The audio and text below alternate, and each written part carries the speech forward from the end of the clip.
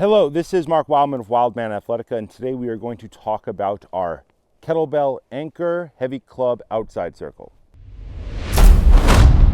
In heavy club swinging, we repeat our basics over and over and over again. Our most basic single hand moves are the inside circle, the outside circle, and the single arm shield cast. We repeat these ideas over and over and over again because they are the foundation that all of our other more complex movement is based on. Clubs normally go 10, 15, 20, 25, 35, 45. That is a problem. The jump between 25 and 35 is a big problem for most people, especially with single arm. In order to get around that training problem, we come up with training tricks and ideas in order to help people get stronger with the weights they already possess so that they can make the jumps to bigger weights. Let's review our single arm outside circle very quickly. We would like to point 2 feet straight ahead, feet underneath our shoulders, generally shoulder width apart. Start from our order position. That means upper arm vertical, lower arm parallel to the ground. If our hand is too high, it's very hard. If our hand is too low, it's very hard. Our wrist will not be in the correct position. 2 feet pointed straight ahead. Rotate without moving your feet. Push, swing, pull, catch. Push, swing, pull, catch. And I'm standing on ice.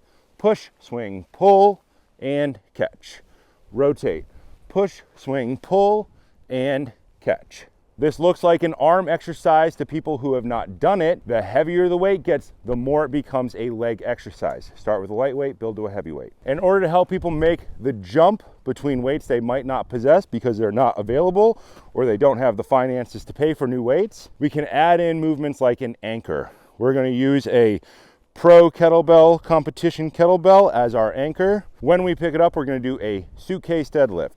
Hip hinge back, keep your heels flat on the ground, stand all the way up, squeeze your glute, keep your shoulders level, set it all the way down. To do the anchored movement, place the club directly between your feet, kettlebell on the outside of your feet, get all the way down, pick the kettlebell up first, then get down with our club and pick it all the way up. That is a club dead clean. We have a whole video on that. The outside circle is harder than the inside circle because when we rotate, this kettlebell is not supposed to move. Push, swing, pull, catch. Back to center. Rotate outside. Push, swing, pull, and catch. Absorb with the legs. Push, swing, pull, and catch in that good order position. Set it down with good technique. Heavy club first. Heavy club sets down, arm perfectly straight.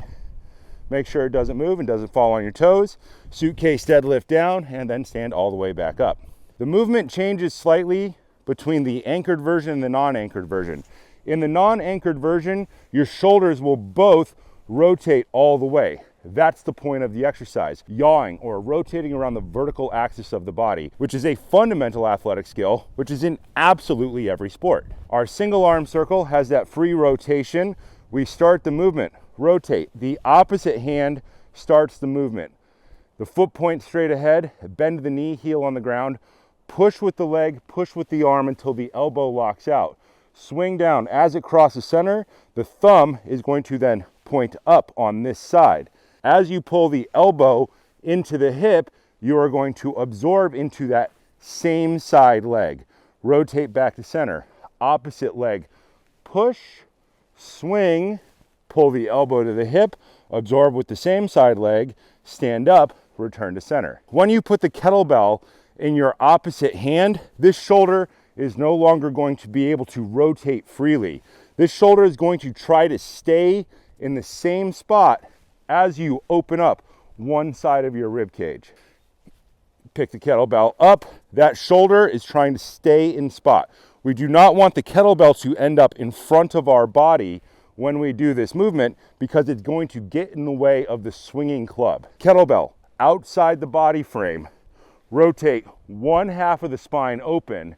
Push, swing, pull, catch, return to center. As you do the pull, the kettlebell will drift behind you. That is fine because it is not in the way of the club. The whole point of doing this is to keep the kettlebell out of the way of the club as the club swings across the front of your body. Next up, we are going to use a different tool. This is an ADEX arc, which is an adjustable weight system, which kind of makes this point a little bit moot.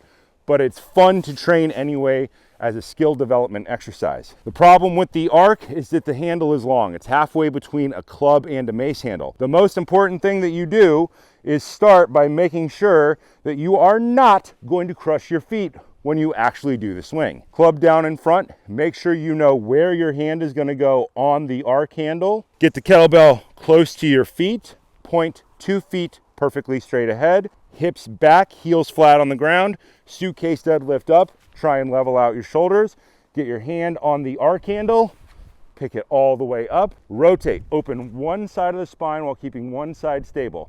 Push, swing, pull, catch. Do not hit yourself in the teeth. Rotate back to center. Start with that opposite leg. Keep the heel on the ground, drive the knee forward, initiate from the leg push, arm push, swing, catch. Balance. If it's wobbling, absorb with that same side leg. Return back to center.